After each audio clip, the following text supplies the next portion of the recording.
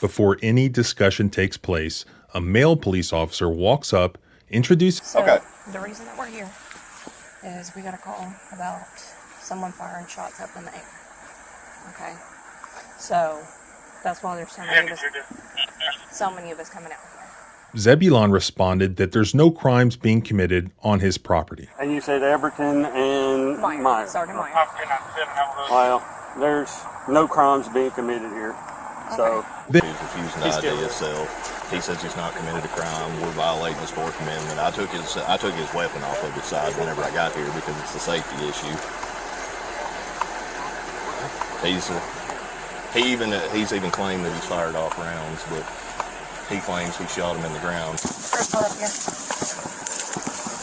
The female officer, Sergeant Rachel Meyer, then handcuffs and arrests Zebulon and places him in the rear of one of the police cars.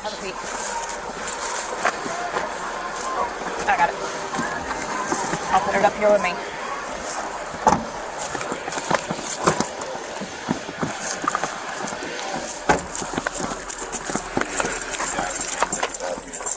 Once Zebulon is secured in the police cruiser, the officers all gather around to discuss the situation. I'll give you the firearm that come off his side.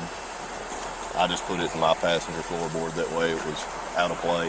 Where he's once again telling the officers that he didn't actually see Zebulon shoot into the air, but that he's basically just angry that Zebulon is out there shooting on his own property every day. And then when we come out here, Julio drove up. I was going to drive in fence post, and Julio drove up, and he come and stood back there at the back of his van right yonder, and he shot. We heard 3 shots. I'd say they was in the air. I'm not saying he shot at us. I'm not going to go there. But he shoots back this way every day. You can see his little target on the home front yonder. I mean, every day we're home, he comes back here and shoots. Or he stands back there at that van and shoots that target. Now, it's kind of in line with my property. There's no backstop.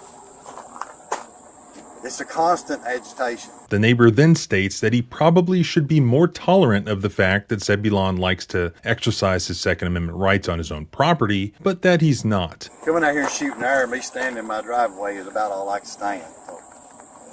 I probably should have tolerated more, but I don't know. And he also acknowledges that calling the cops on his neighbor is probably the worst thing he could have done. I think this is the worst thing I probably could have